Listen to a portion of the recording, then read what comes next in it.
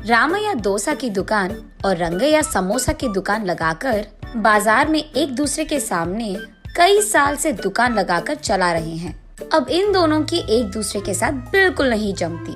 रंगैया को हमेशा जलन होती थी कि रामैया उससे ज्यादा कमा रहा है।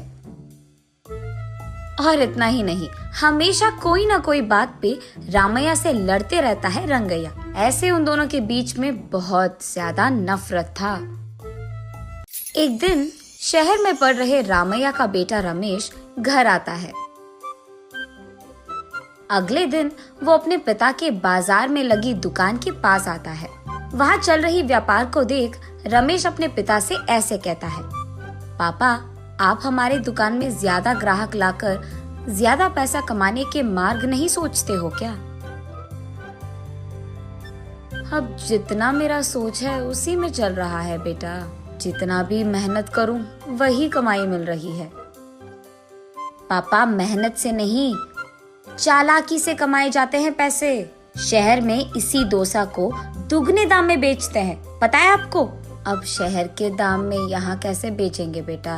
अगर दाम बढ़ा भी देना तो कोई भी खाने नहीं आएगा। पापा, मैं ये नहीं कह रहा हूँ कि शहर के दामों में यहाँ बेचे, बल्कि ये कह रहा हूँ कि ऐसा कुछ करे कि शहर का लाभ हमें यहाँ मिले। तुम्हारा इरादा मुझे समझ में नहीं आ रहा बेटा, थोड़ा समझा दो। आपको समझाना नहीं, करके दिखाऊंगा, ऐसे कहता है रमेश। रामैया देखते ही रहता है कि रमेश कह क्या रहा है। और इतने में रमेश उनके दुकान के बाहर एक बोर्ड डालता है। उस पे लिखता है कि हमारे दुकान में जो भी ये स्पेशल डोसा खाएगा उसको 10 साधारण डोसा फ्री में मिलेंगे, और जो भी डोसा आप खाओगे उसके भी पैसे नहीं देने पड़ेंगे। पर अगर स्पेशल डोसा खा नहीं पाए तो 10 डोसा का पैसे देना होगा, ऐसे लिख देता है।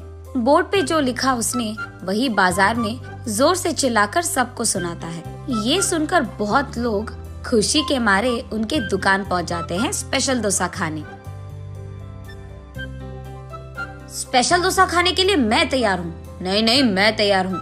ऐसे सभी आपस में बहस करते हैं। तब रमेश उनके दुकान के बगल में एक बड़ा सा टेबल और चेयर लगाकर जो भी इस प्रतियोगिता में शामिल होना चाहते हैं उनको एक के बाद एक इस कुर्सी पे बैठना होगा, ऐसे कहता है। उसके बाद ठीक उस टेबल के जितना बड़ा डोसा वो बनाकर वहाँ लाता है और उस कुर्सी में बैठे आदमी के सामने पेश करता है। वहाँ मौजूद सारे लोग यही सोचते रहते हैं कि वो आदमी उस डोसा को खा पाएगा कि नहीं। आधा डोसा खाकर वो आदमी, मुझसे अब नहीं होगा, ऐसे कहकर हार मानकर वो 10 डोसा के पैसे देकर वहाँ से चले जाता है। ऐसे ही एक के बाद एक स्पेशल डोसा खाने की कोशिश करके हार मानकर वहाँ से पैसे देकर चले जाते हैं। ये सब ठीक सामने से देख रहा रंगैया अपने आप में सोचने लगता है कि एक स्पेशल डोसा बनाने के लिए कितने पैसे लगते हैं। उसे पता था कि एक स्पेशल डोसा बनाने के लिए 3 डोसा लगते हैं, लेकिन बाकी 7 डोसा के पैसे तो लाभ में आ गए। तब उसे समझ आता है और कहता है, बाप रे, ये 3 डोसा बनाकर 7 डोसा का लाभ ले रहा है। बस रंगैया को जलन होती है। कुछ भी करके मुझे भी ऐसे ही पैसे कमाने होंगे, पर क्या करूँगा? ऐसे सोच सोच कर, हाँ, मैं भी उसकी तरह समोसा का कोई प्रतियोगिता लगा दूंगा, ऐसे सोचकर अगले दिन रंगैया उसके समोसा के दुकान के बाहर ये लिखता है कि जो भी आदमी 20 समोसा खा पाएगा उसको 10 और मुफ्त में मिल जाएंगे।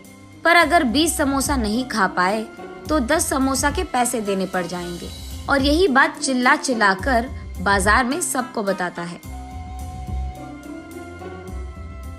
ये सुनकर बहुत सारे लोग रंगैया के दुकान आते हैं प्रतियोगिता में शामिल होने। जो लोग आते हैं उनमें से कई सारे आसानी से 20 समोसा खा लेते हैं और रंगैया के अनुसार ही वो 10 और मुफ्त में ले लेते हैं और वहाँ से चले जाते हैं। ये देख रंगैया को चक्कर आ जाता है। शाम से पहले ही आधे से ज्यादा समोसा खत्म हो जाते हैं। उसके बाद कई सारे लोग वहाँ पे आकर, हम भी खाएंगे समोसा, हमें भी दो, कहते हैं। इस कारण रंगैया को बहुत गुस्सा आ जाता है, इसीलिए वो उसके दुकान के सामने से बोर्ड हटा देता है। वो किसी को मुंह दिखाने लायक नहीं रहता है, इसीलिए बंडी को लेकर अपने घर की ओर बढ़ते रहता है।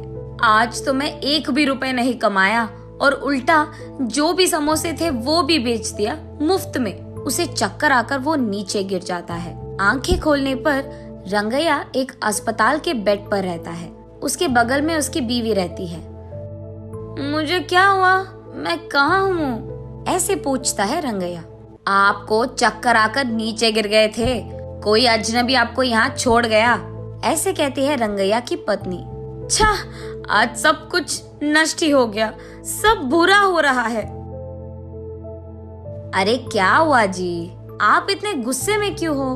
वैसे आप शाम तक घर की मुंह भी नहीं देखते हैं, लेकिन आज दोपहर से पहले आपके समोसे खत्म हो गए और आप घर भी आ रहे थे। इसलिए वो जो कुछ भी हुआ अपने बीवी को समझाता है। हाय भगवान, मेरा मूर्ख पति, आप बस ये सोच रहे थे कि कितने डोसे बेचने पर उनको कितना लाभ मिल रहा है, लेकिन आपने एक बार भी ये नहीं सोचा कि कितने समोसे बेचने में आपको कितना लाभ आएगा। ये प्रतियोगिता शुरू करने से पहले आपको ये सब सोचना था, आपने सोचा भी नहीं, ये तो होना ही था। तब रंगैया को समझ आता है कि किसी और को देखकर हमें वही काम नहीं दोहराना चाहिए और पहले खुद की देखना चाहिए। कुछ करने से पहले 100 बार सोचना भी चाहिए, तब हम सब खुश रह पाएंगे। ये समझता है रंगैया।